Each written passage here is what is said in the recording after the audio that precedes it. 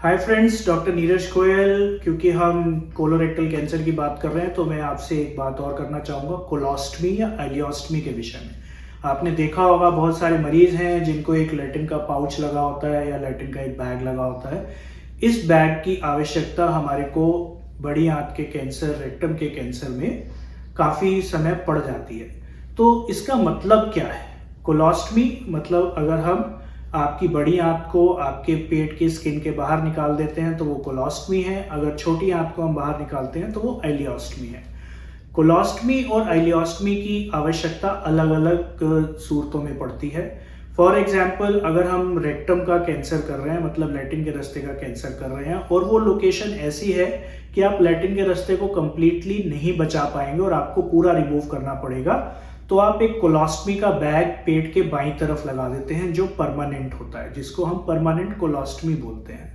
वो बैग के अंदर लैटिन आती है और आपको वो बैग को खाली करना पड़ता है। दूसरी इसी प्रकार से आइलियोस्टमी बनाई जाती है बड़ी आंत के कैंसर की सर्जरी के दौरान। जब आपने लो एंटीरियर रिसेक्शन किया है, आपने आंतों को जो कैंसर था उसको निकाल दिया है और बची हुई नॉर्मल आंत को आपने जोड़ दिया है, तो उस जोड़ को प्रोटेक्ट करने के लिए कभी कभी आप एक कवरिंग आइलियोस्टमी बना देते हैं जो यूजुअली पेट के दाहिनी भाग पर बनाई जाती है। ये आइलियोस्टमी आपकी प्रोटेक्टिव होती है, मतलब जो आपने जोड़ लगाया है उसको बचाने के लिए होती है कि उससे कोई लीकेज ना हो जाए।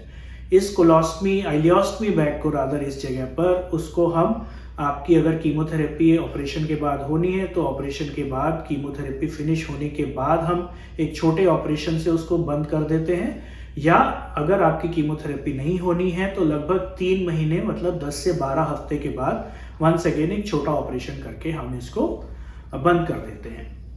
तो जो कोलोस्टमी और आइलियोस्टमी है ये आपके ऑपरेशन का एक भाग है, और मुख्यतः तौर पर प्राइमरी तौर पर जब आइलियोस्टमी बनाई जाती है तो हम उसको कुछ समय के बाद ऑपरेशन करके बंद कर देते हैं। तो आइलियोस्टमी से या कोलोस्टमी से हमें घबराने की कोई आवश्यकता नहीं है।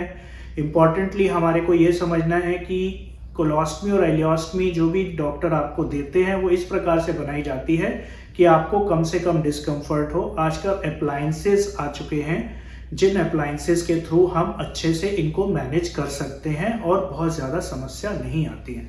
अगले एपिसोड में हम उन अप्लायंसेस के बारे में बात करेंगे और इस कोलोस्टमी आइलियोस्टमी को कैसे मैनेज करना है। Thank you.